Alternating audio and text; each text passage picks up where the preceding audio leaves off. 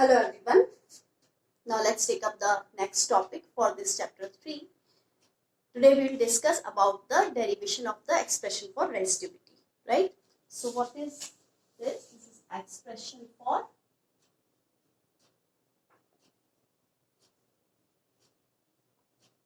resistivity. We have already defined resistivity. Right? What is resistivity? It is a property of the material of the conductor to oppose the flow of current through it. So it is a property of the material of the conductor. Now we have just discussed that how this drift velocity is related to current. So we will be using that particular relation between drift velocity and current, and that relation is NEAVD, where VD is the drift velocity. We'll be using another relation here. So what is the formula for VD?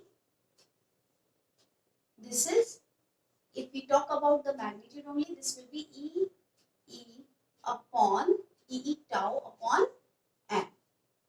Right? So if we use this second equation in first equation, what will I get?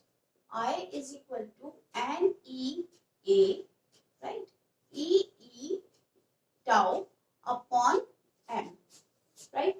We also know that electric field is related to potential difference by a relation.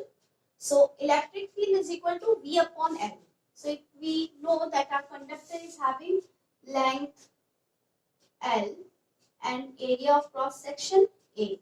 So I can write like this: I is equal to NEA as it is E, and for this capital E I am writing V upon L, this tau as it is, and this M as it is.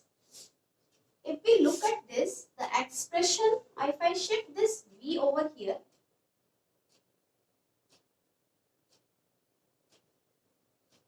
this is equal to NE square A, right, tau upon M into L. No problem. Now I upon V can be written like this. By Ohm's law we know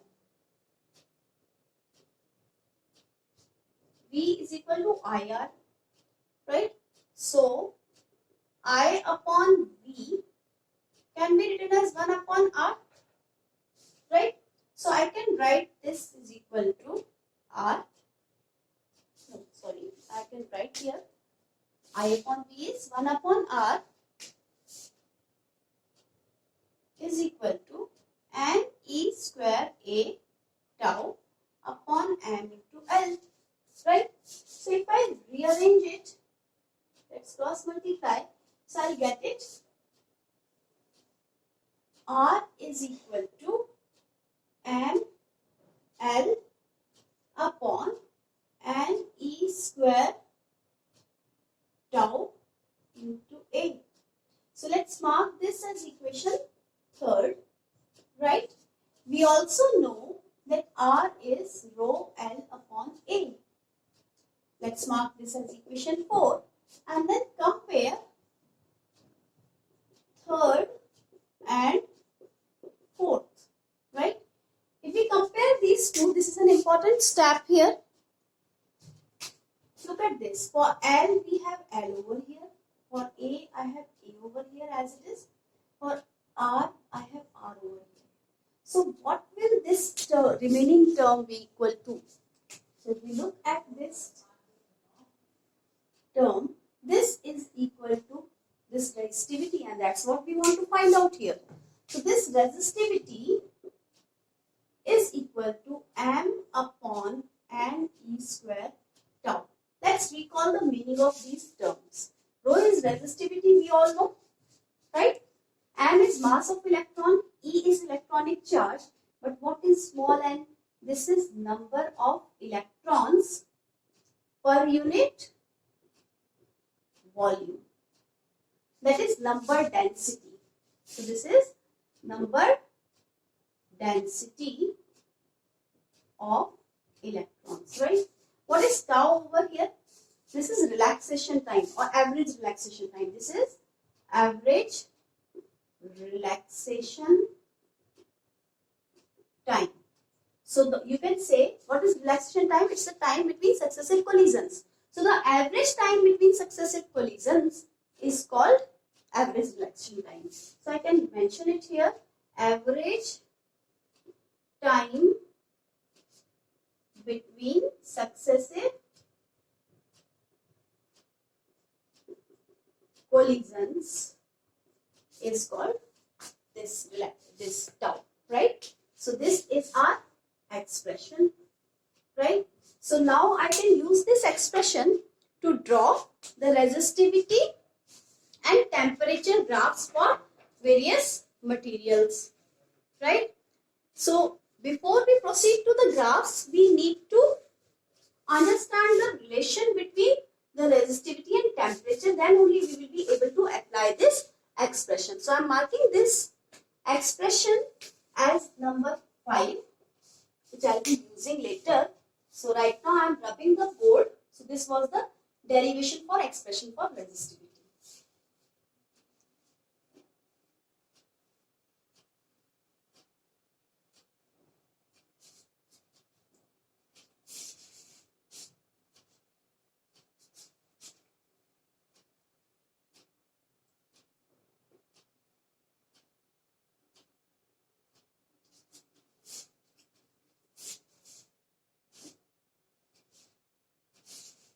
So what am I concerned with now is relation between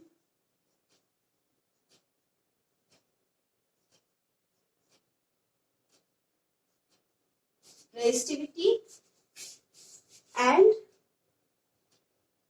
temperature. See, this relation is easy for you to learn because you have studied a similar pattern of relation between the expansion, volume expansion, radial expansion, linear expansion and rise in temperature. So that relation I am not going to mention over here, but here let me tell you that change in resistivity is directly proportional to the initial resistivity and it is also directly proportional to the change in temperature.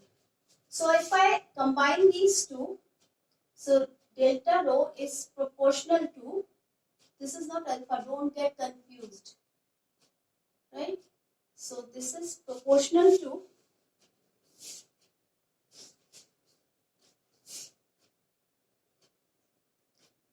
rho naught delta T, right?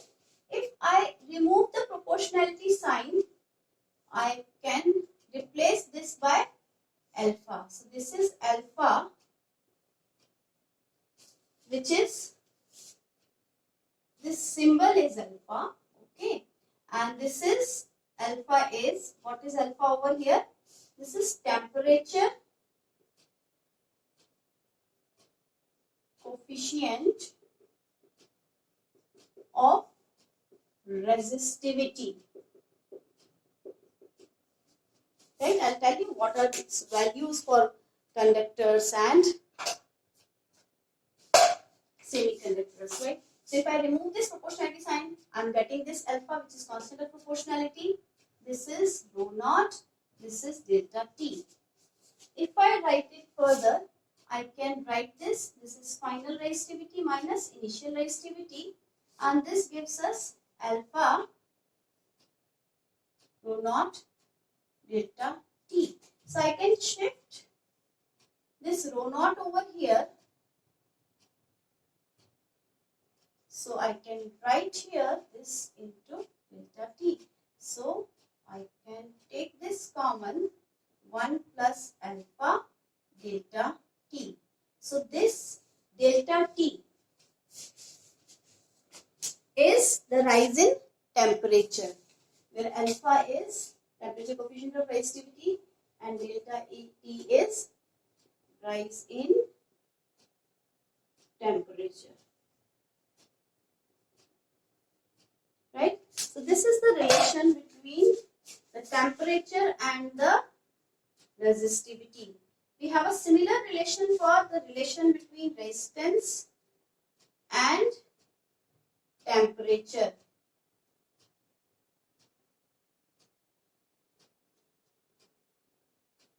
Why this similar relation? Because R is equal to rho L upon A. So if we multiply the whole equation by L upon A, we will get this expression also, right? So this is our expression for resistivity, which shows dependence of resistivity with temperature. So this is our sixth equation. The fifth equation was the expression for resistivity, that is m upon n e square tau. So I am writing here. So let me rub this. You must have understood this relation. So I'll just write directly both the expressions and will tell you the graphs for semiconductors, conductors and alloys. Right? So this is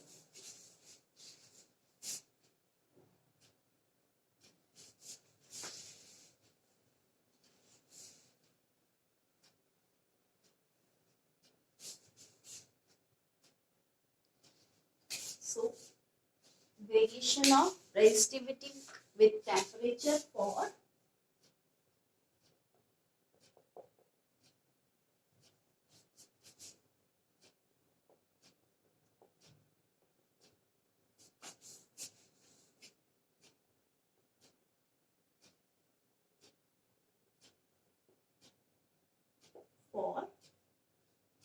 we're talking about metals first. Okay, metals, or you can say the conductors. These have free electrons and their temperature coefficient of resistivity is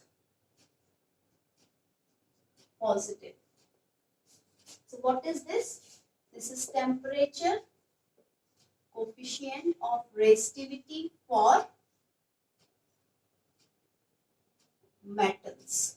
This is positive. So which expressions we'll use over here? I must mention these expressions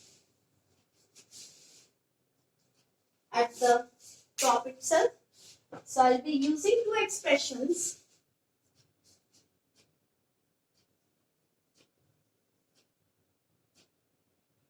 What two expressions? Rho is equal to m upon n e square tau. And effect of this.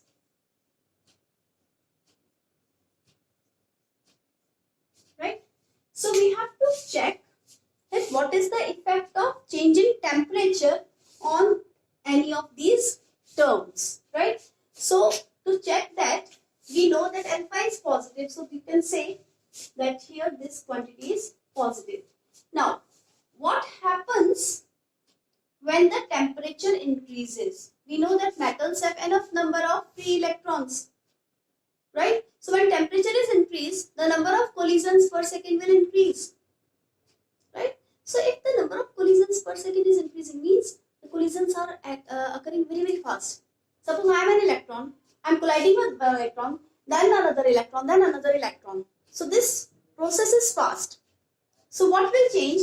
The time between successive collisions will be less, right? So if time between successive collisions is less, what will happen? Resistivity will increase, right? So I can say that if temperature increases, so I will not use this arrow because arrow is not accepted in words, but you can write this in short for learning purpose. Temperature increases, relaxation time increases, therefore rho decrease. Sorry. So this is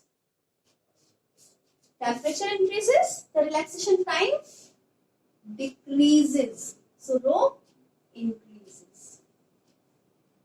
So the graph for metals is found to be like this. This particular graph which I am drawing is for copper, which is given in your NCERT, and this graph is asked many times in books, right? So this is about the graph of copper. Next is semiconductors, right? So next we are taking is, I'm rubbing this now first.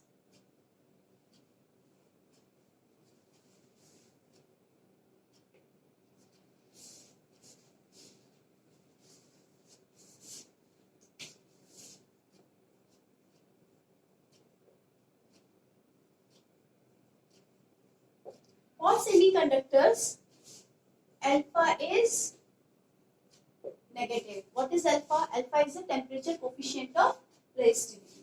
Now we know that in semiconductors charge carriers are electrons and holes. You don't know about these things in detail, but we know that whenever energy is given, more number of electron hole pairs are created. So if temperature increases, right, number density of charge carriers will increase, and that will have more impact because we didn't have many charge carriers here in normal condition. So when temperature increases, number density increases, so the resistivity will decrease. If you look at the graph of resistivity and temperature for semiconductors, the graph comes out to be like this. This is the curve. Right? Then we move on to the case of alloys. Alloys where we have different cases. See, for nichrome and tungsten, right? We know that the properties of alloys depend on the metals which constitute those alloys, right? So that's why these are different graphs. There are different graphs for nichrome, tungsten and constant and manganese. So I'm talking about alloys. Alloys when I'm talking about, first case is nichrome or tungsten. Right? In this case, the graph, the explanation is not required here because this depends on the type of metals which constitute these alloys. So it is found to be like this. So this will be the resistivity at 0 Kelvin temperature. This is in Kelvin, and here also this is in Kelvin. So that means even at 0 Kelvin it has some resistivity, right? Now we come to constant and manganese. It is observed that the resistivity for these alloys is independent of temperature. As we know that the resistivity of these alloys will depend on the constituent metals, right, which are forming these alloys. So that's why it is found that it is independent of temperature for a longer range of temperature. So that's why we get this graph. That's all for now. Have a nice day.